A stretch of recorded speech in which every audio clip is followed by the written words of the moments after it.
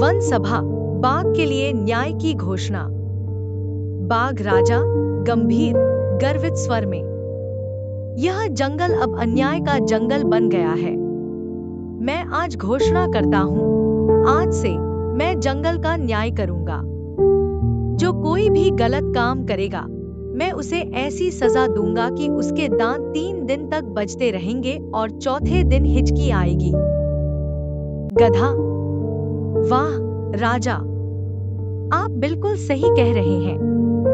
तो पहले मुझसे मुकदमा शुरू करो, क्योंकि कल लोमड़ी ने मेरी गोभी चुरा ली थी। मेरी गोभी यानी मेरा धन, मेरा जीवन, मेरा सुखी साथी। लोमड़ी बड़ी बड़ी आंखों से। क्या? मैं? उस गोभी को देखकर हाथी भी डर गया था। क्या कोई इसे खाता है? इसकी गंध से मुझे लगा कि सांप भी अपनी नाक पर रुमाल बांधकर भाग गया होगा। हाथी धीरे से।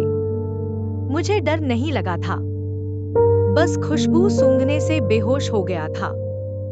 फिर मेरी नींद खुली और देखा कि मेरे बगल में बैठा भालू हंस रहा है और कह रहा है, इस खुशबू से मुझे अच्छी नींद आती है। भालू हंसते हुए और मुंह भरकर खाते हुए। मैंने वो पत्ता गोभी खा ली। हे, कितनी स्वादिष्ट थी। मैं तो सोच रहा था कि कोई पका हुआ केक है। बाघ राजा हैरान। क्या तुमने किसी और की पत्ता गोभी खा ली? तो तुम्हारी सजा है कल सुबह तक पत्ता गोभी के बगीचे की रखवाली करना। तुम कुछ नहीं खा सकते। भालू, हे राजा, मैं खाते हुए इसकी रखवाली करता हूँ। अगर मैं बिना खाए इसकी रखवाली करूंगा, मैं रखवाली नहीं करूंगा तो पहाड़ से गिर जाऊंगा। गधा हंसते हुए। वाह राजा, अगर तुम न्याय करोगे तो हंसी की वजह से जंगल के सभी लोगों को अस्पताल में भर्ती होना पड़ेगा। लोमड़ी, मुझे बचा लो। मेरे कान, मेरी जान। यह जंगल मेरा दुश्मन है। बाघ राजा मुंह में चिंता। लोमड़ी को चोर कहना बदनामी नहीं, एक परंपरा है। प्राचीन इतिहास में लिखा है, जहां लोमड़ी होती है वहां किसी न किसी तरह की चोरी होती ही है। गधा, मैंने सच कहा। लोमड़ी ने चुरा लिया मेरी गोभी, मेरे केले और यहाँ तक कि मेरा गाना भी। जब मैं गाता हूँ धंग धंग डोंग, मैं गधों के जंगल का राजा हूँ, तो वह मेरा गाना लेकर भाग जाता है। लोमड़ी गुस्से से लाल होते हुए। तुम्हारी आवाज सुनते ही मेरे कान जलने लगते हैं। मैं गाना लेने नहीं जाऊंगी, मैं भाग जाऊंगी। मैं जीना चाहती हूँ राजा। हाथी धीरे से आंखें बंद करते हुए। मुझे लगता है गधे का गाना सुनने से मुझे अच्छी नींद आती है। मतलब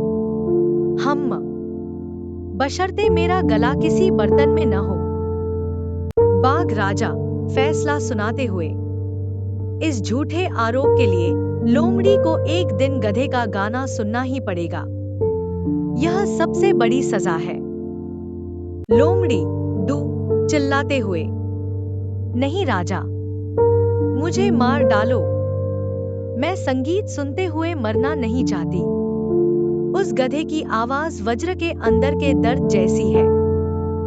गधा, ठीक है राजा, मैं अभी गाना शुरू करता हूँ। डांग डांग डोंग। मैं गधों के जंगल का राजा हूँ। मैं गधों के जंगल का राजा हूँ। लोमड़ी, मुझे बचा लो। मेरे कान, मेरी जान। यह जंगल मेरा दुश्मन है।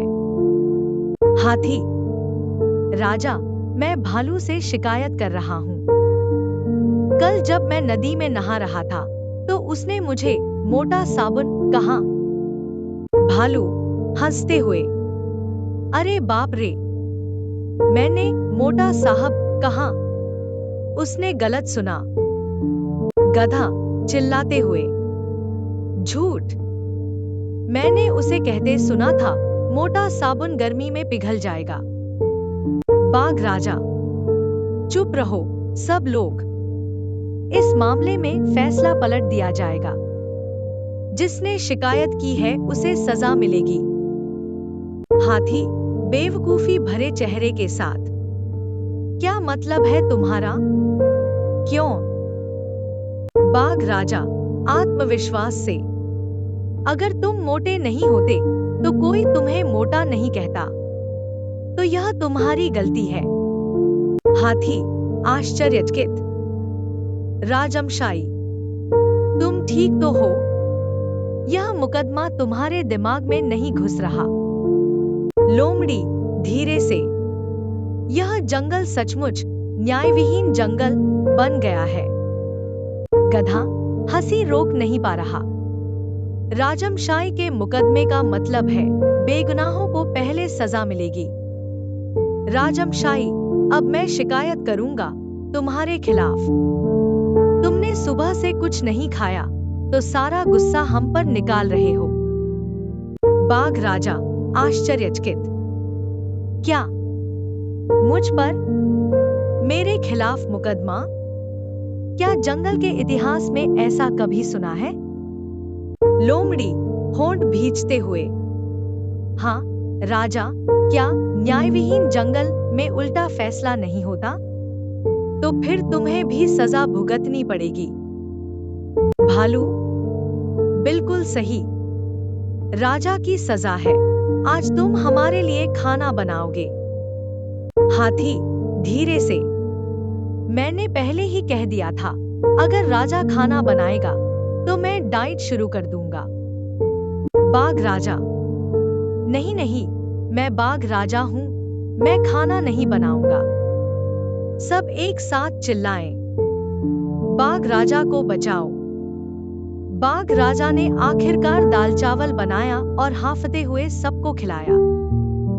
गधा मुंह भरकर खाते हुए, वाह, राजा के हाथ में दाल का मतलब है न्याय के स्वाद से भरपूर चावल।